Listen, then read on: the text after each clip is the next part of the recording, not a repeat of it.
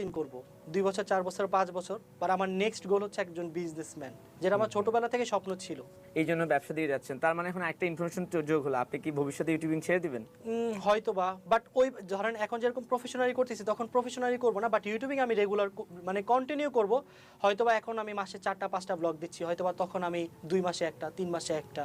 সময়ের সাথে সাথে তো সবারই পরিবর্তন আসে। আপনি জানেন আপনার এই ইনফরমেশনটা শোনার পরে কত বাচ্চার মন খারাপ হবে? ইনশাল্লাহ তাদের মন রক্ষা করার জন্য যতদিন বেঁচে আছি করব, ব্লগ করব। কিন্তু এক সময় তো ব্লগের বাইরে কি আর কোনো ধরনের কন্টেন্ট বানানোর ইচ্ছা আছে?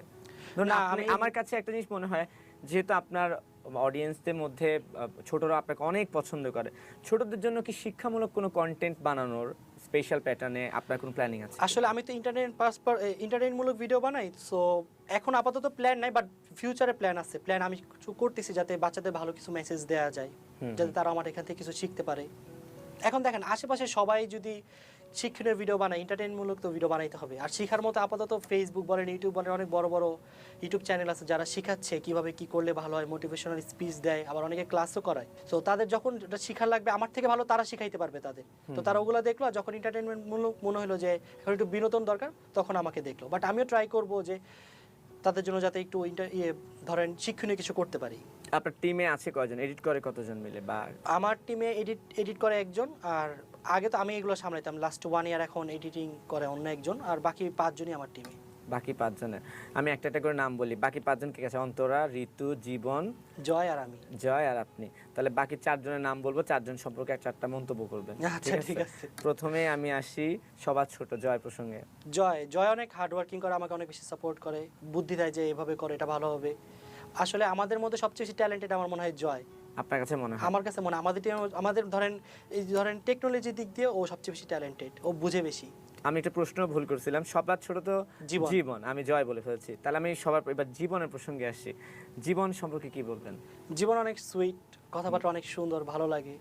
আর জীবন হচ্ছে ছোট হইতে পারে, বাট ওর মেন্টালিটি আমাদের মতো হয়ে গেছে, কারণ ছোট থেকে বড় আমাদের সাথে। ওর সাথে যখন আমরা মিশি, আমাদের মনে হয় না আমরা ছোট একজন সাথে মিশতেছি, আর ওরও মনে হয় না যে আমরা বড় একজন সাথে মিশতেছি। মানে আমাদের ওই বয়সে খাপ খেয়ে গেছে ওর সাথে আমাদের অনেক ডিস্টেন্স, বাট যখন আমরা কথা বলি বা কোথাও ঘুরতে যাই, আমাদের ওটা ফিল হয় না। না, অনেকে বলছে যে জীবন প্রস্তুত হচ্ছে রাকিবের পরবর্তী প্রজন্ম হিসেবে, আর কি, যে পরবর্তী ধারা হিসেবে, যে রাকিব যখন থাকবে না তখন জীবন হচ্ছে এটা হাল ধরবে, এমন কিছু কি? না, এমন কিছু না। জীবনের প্রথম হচ্ছে পড়ালেখার বাইরে যদি সময় পায় তখন ইউটিউবিং করে। সো যদিও পড়ালেখার পাশাপাশি এটা করতে পারে, হয়তো বা হতে পারে, বাট এরকম কোনো টার্গেট নেই।